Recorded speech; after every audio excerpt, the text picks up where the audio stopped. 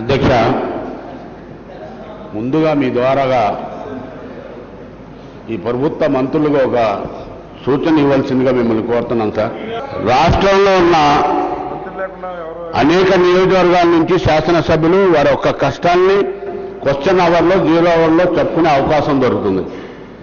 అసలు ఇచ్చేదే మైకు తక్కువ. మీరు దాంట్లో 1 నిమిషం మాట్లాడుకునేటప్పుడు మీరు ఇక్కడ హాజరవకుండా ఒక్క మంత్రి అన్నిటికీ సమాధానాన్ని ఇస్తుంటే మేము అడిగే ప్రశ్నకి ఎవరు దాన్ని ఇచ్చేస్తారండి? మీరు చెప్పేది ఎప్పుడు, ఆయన నోట్ చేసుకునేది ఎప్పుడు? కాబట్టి సార్ స్పీకర్ సార్, దయచేసి మీరు సభ జరిగేటప్పుడు వీళ్ళంతా చూస్తున్నాను సార్. నేను మొదటి నుంచి కూడా ముఖ్యమంత్రి ఉన్నప్పుడే వీళ్ళు చుట్టూన కాసుకొని ఉంటున్నారు. ముఖ్యమంత్రి గారు లేనప్పుడు ఎవరు కనిపించట్లా ఈ బళ్ళల్లో. కాబట్టి దయచేసి మీరెట్టా తిరగరు నియోజకవర్గాల్లో.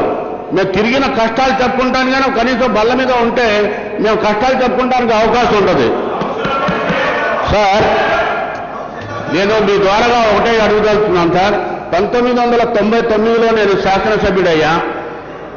2004 దాకా కూడా విజయవాడ నగరంలో NH9, NH5 కలుపుతూ ఒక ఫ్లైఓవర్ నిర్మాణం చేయమని ఆనాడు రాజశేఖర రెడ్డి గారు అపోజిషన్ లీడర్గా, చంద్రబాబు గారు ముఖ్యమంత్రిగా ఆ ఒక ఫ్లైఓవర్ నిర్మాణం కోసం నేను సభలో డిబేట్ మాట్లాడాను సార్.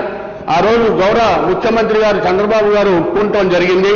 కానీ ఆ రోజు దురదృష్టం, మనం ఎవరో ఒకళ్ళు అడ్డంగా ఉన్నారా, వడ్డే సోమనాథరావు గారు జిల్లా మంత్రిగా ఉండి కొంత ఇబ్బంది పెట్టారు. ఆ రోజు చంద్రబాబు గారు హామీ ఇచ్చి జరిగింది సార్. ఇప్పటికి 20 సంవత్సరాలు అవుతుంది. చంద్రబాబు గారు అపోజిషన్ లీడర్గా విజయవాడ నగరంలో వచ్చి రోడ్డు మీద ధర్నా కూడా నిర్వహించడం జరిగింది సార్. ఈ ఫ్లైఓవర్ నిర్మాణం నేను అధికారంలో రాగానే అది పూర్తి చేస్తానని హామీ ఇవ్వడం జరిగింది సార్. కానీ ఈరోజు స్కూల్ పిల్లలు కానీ, లేదా ఆరోగ్యం బాగలేక హాస్పిటల్కి వెళ్ళేవాళ్ళు కానీ, ఉద్యోగాల్లో వెళ్ళేవాళ్ళు కానీ ట్రాఫిక్ గంటల తరబడి ఆగిపోయి నానా అవస్థలకు గురి అవుతున్నారు సార్. ఆ ఫ్లైఓవర్ నిర్మాణం చేస్తారా? అసలు మీ దృష్టిలో ఉందా? ఎప్పుడు ఇది కంప్లీట్ అవుద్ది? దయచేసి చెప్పవలసిందిగా, మరి ఆ మంత్రి గారు అయితే లేరు, దానికి పూర్తిగా హామీ ఇవ్వాల్సిందిగా కోరుతున్నాను సార్.